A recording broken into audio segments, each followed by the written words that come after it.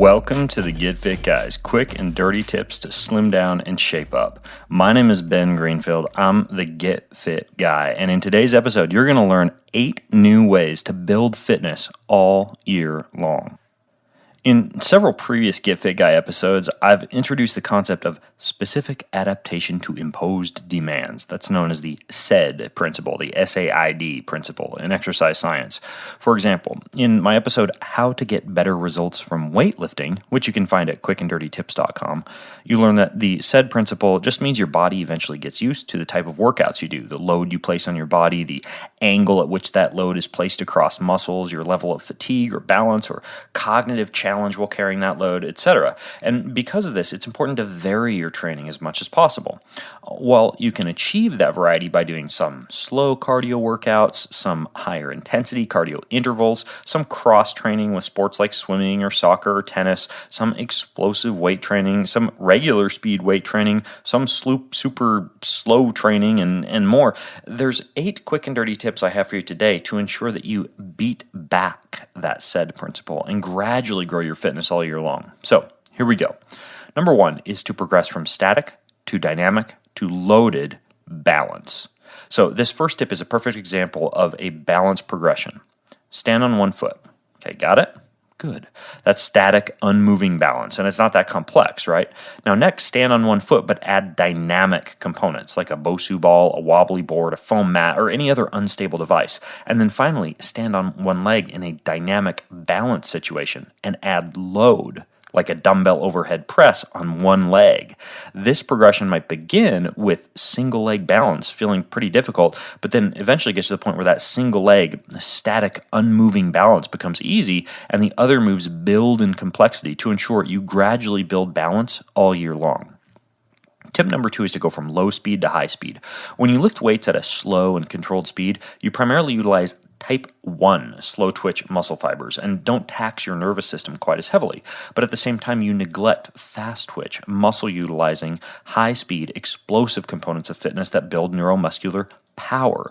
And to overcome this issue, you can take exercises that you normally do very slow and controlled and do them explosively instead. That would include moves like progressing from a regular push-up to instead performing a powerful, explosive clap push-up, or a regular squat to a jump squat, or a bench press to a medicine ball throw. You get the idea.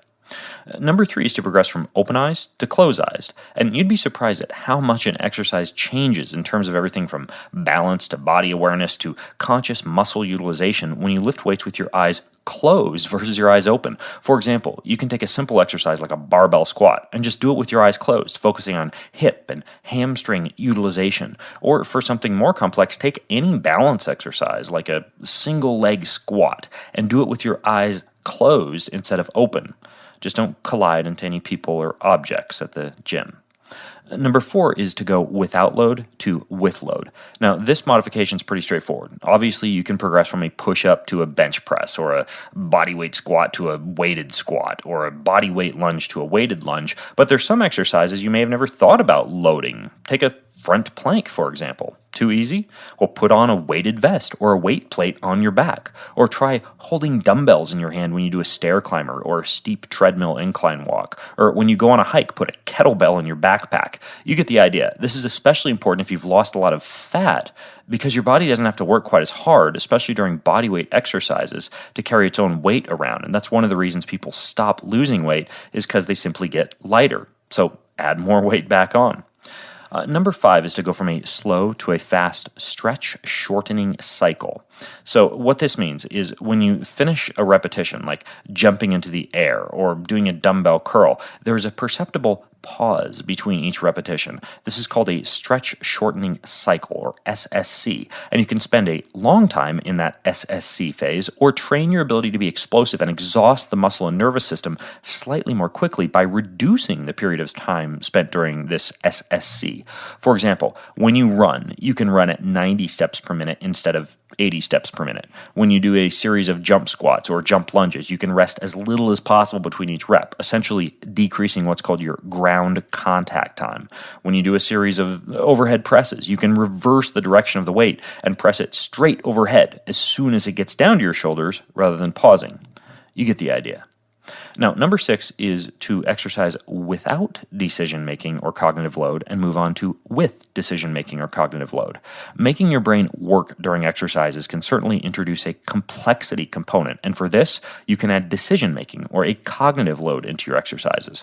For example, rather than just sprinting from point A to point B, you can set up a series of cones in a square-shaped pattern and sprint from the middle of the square to the upper right cone, then to the middle of the square to the lower left cone, back to the middle to the upper left cone, then back to the middle to the lower right cone.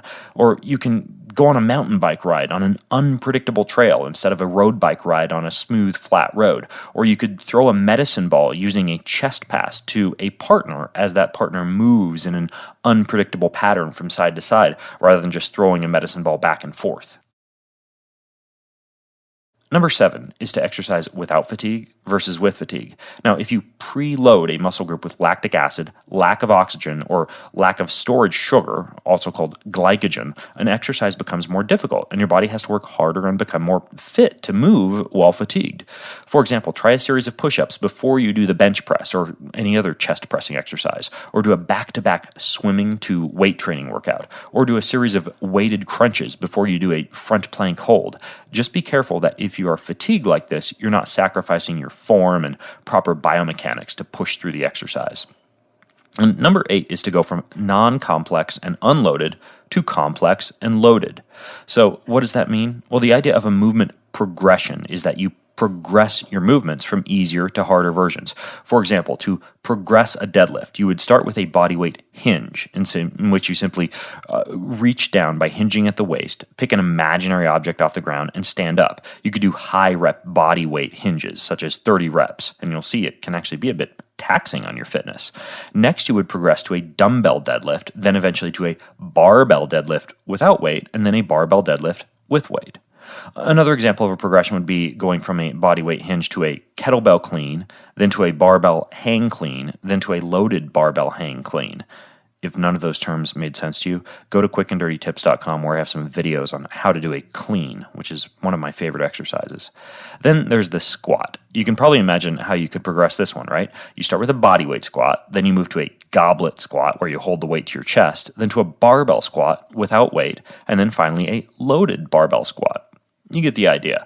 Avoid doing the same exercises in the same way all year long, and it will pay big dividends in your fitness and in your ability to push through the said principle ceiling. And if you have questions, comments, or feedback about how to build your fitness all year long, then join the conversation over at facebook.com/getfitguy. And until next time, I'm Ben Greenfield, the Get Fit Guy, asking you, what are you waiting for? Go get fit.